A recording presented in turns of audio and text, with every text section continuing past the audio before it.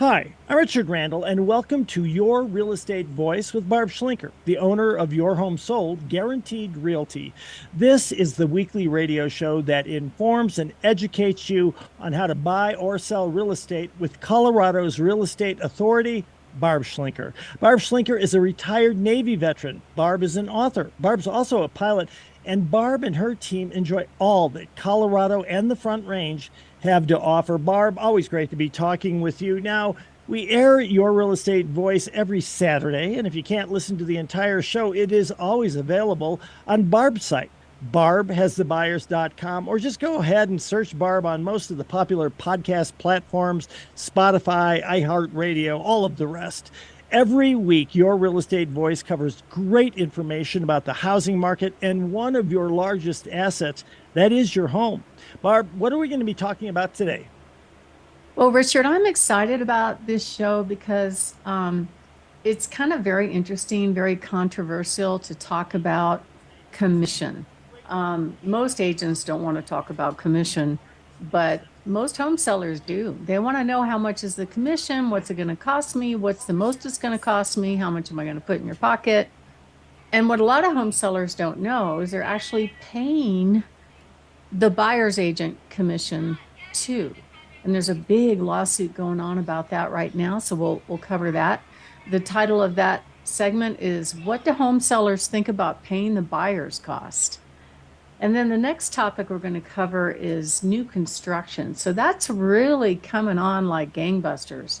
These guys, they're pros in the industry and they've kind of figured out how to wade through this market. So we're going to talk about new construction homes, what you have to do and not do to make sure that you have a good experience if you do buy a brand new home, and some of the things that you have to watch out for.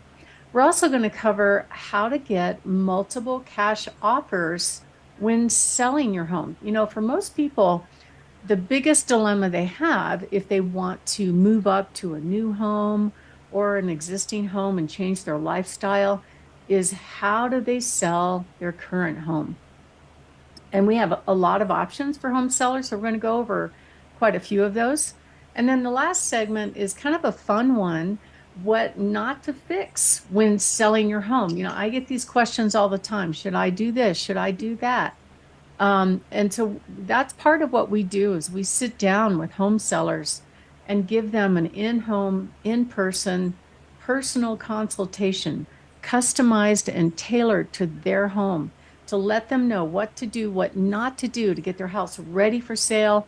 We'll give them a really good idea what their home will sell for and go over all the closing costs so they know exactly how much they put in their pocket when it sells. And then, of course, as always, I love covering our hot new listings. Richard? Barb, the traditional selling process in most cases results in the seller paying all of the commission. I know you've talked before about a lawsuit underway that's challenging that industry standard. So, what's the latest on that? Tell us about it. Well, this is very exciting for me to read because the truth is that the way it's always worked, it's an industry norm and standard that the seller pays all of the commission, the selling side, in other words, their representation, and the buying side. The problem is you have this us against them mentality that goes on a lot in a real estate transaction. And if it was true in your world, Richard, if the person that filed the lawsuit against you that you were defending also made you pay your attorney fees, how do you think that would go? I'll tell you what, that would be a real issue. And as a former trial attorney, I'd be inclined to jump into it myself. But whenever you're changing a current system, and especially when you're trying to change it up to and including attorney's fees, boy, there's a lot that goes into that equation. Well, I mean, I understand why the National Association of Realtors put this together this way. And the thing that's kind of interesting is that it is not the case in other major markets like England and Australia. There's no such thing as a buyer's agent commission.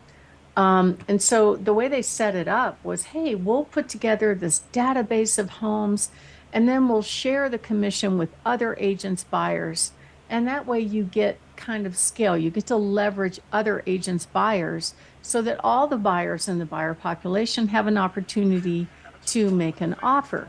But the buyer's agent goes around and tells the buyer, hey, don't worry, your cost for my legal-ish services are free because the seller pays.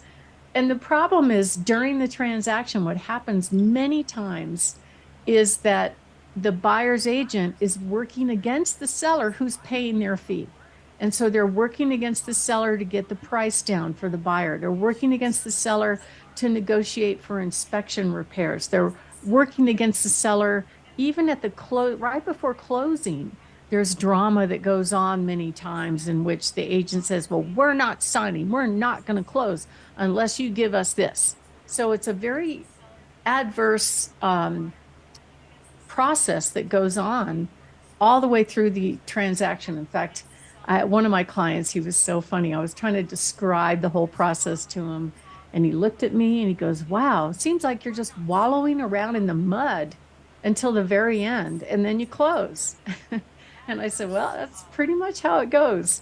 But the problem is the seller is paying for that wallowing in the mud. So there's a class action lawsuit that's going on right now where some home sellers got together and said, wait a minute, this isn't fair. We are paying for opposing counsel to work against us. Would that make sense in your legal world, Richard? Well, no, and because you're paying for opposing counsel, it incentivizes them to drag it on, bill more hours, and make more money, whether they really need to or not. Right. And you pile that on in the state of Colorado. The training for real estate agents, which by the way is merely 1 month. And beyond that, who knows what's going to happen.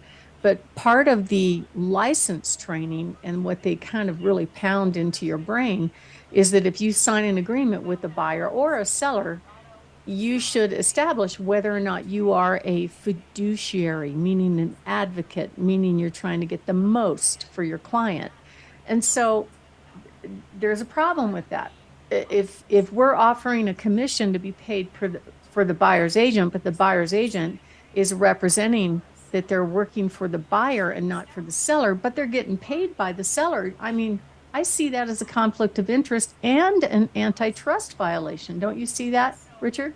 I think a great case could be made for that. Great argument for that. I have to agree.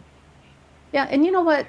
So some sellers got together and went, hold on a second. I'm paying for opposing counsel.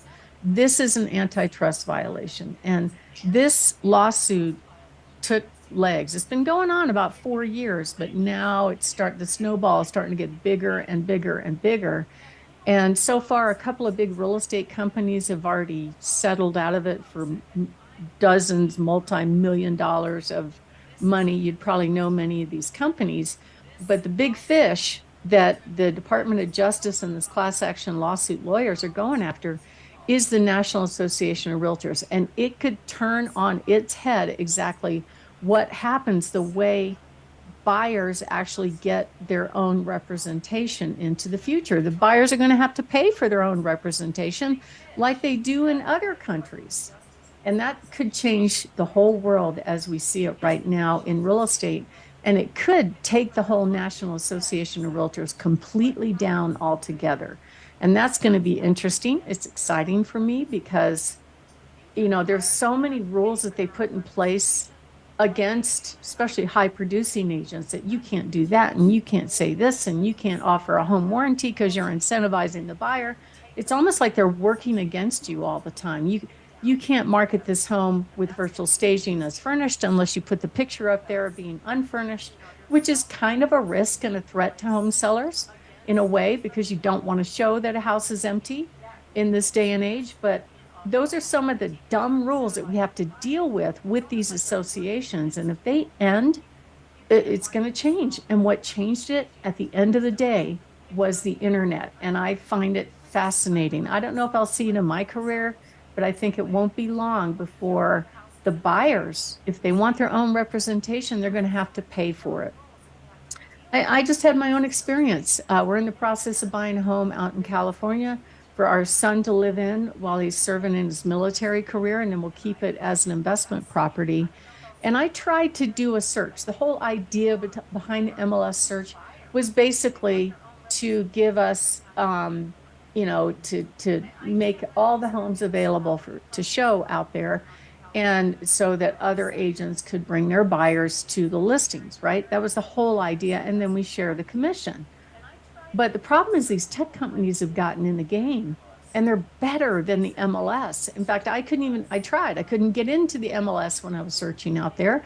I ended up on a tech company website and ended up buying it through a tech company real estate agent. And if this lawsuit goes through, it could cost the National Association of Realtors billions with a B. It could mean it changes the whole world. So it's going to be interesting.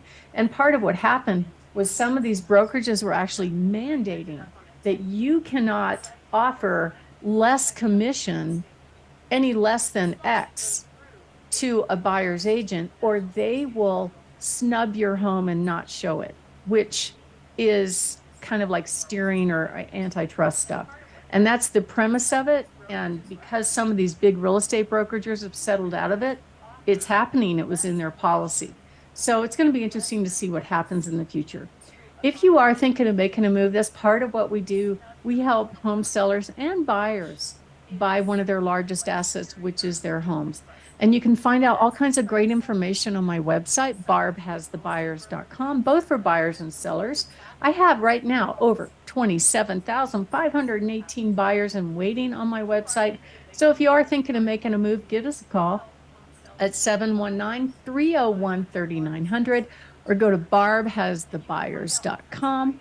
And we also offer plenty of free reports on there that are just amazing. So if you are thinking of making a move, give us a call, 719-301-3900. Richard? Barb, we're discussing that class action lawsuit that's underway. It could change the way homes are sold in the future. As a former trial attorney, I know these kinds of lawsuits could take years, but what can people do now to protect themselves against a lawsuit like this? Well, I would say, Richard, when you're sitting down to meet with a real estate agent, whether you're buying or whether you're selling, you should be asking some very pointed questions. Like, what is your fee? There's nothing wrong with asking that. And just so you know, fees are negotiable. And then if you're selling the home, how much of that money are you offering to the buyer's agent is another really good question. Um, one of the things that's very interesting to me is there's nothing out there that actually defines what a buyer's agent does for their money. Sometimes they open a door, write a 10-minute contract, and disappear and show up with their hand out at the closing table to collect tens of thousands of dollars. I can't even get them to show up for their own inspections. That there is no definition for what they're supposed to do. There's no rules about it, except for they're supposed to get stuff if they signed up to be an advocate for their buyer, meaning get stuff from the seller. So that's a very good question to ask, is what kind of relationship are you going to have with me? And what kind of relationship is the buyer's agent going to have with me since I am paying their fee? The minimum amount of money, there is a minimum amount of money that we have to pay in the MLS, and it's actually $1. I've tried that before. It creates lots of drama, but you know what? We teach agents how to negotiate, which is something they don't know how to do. So, try to be like the builders are, make sure that you're pricing the home right, get it ready for sale, price it realistically versus optimistically, and you will win. And we can help you win. All you need to do is give us a call at 719-301-3900 or go to barbhasthebuyers.com. Richard? You're listening to Your Real Estate Voice. That's Barb Schlinker of Your Home Sold Guaranteed Realty. And if you're thinking of making a move, just call Barb at 719-301-3900 or visit barbhasthebuyers.com. Short break. When we come back, we'll be talking about why are new construction homes selling more and more often. Back after this.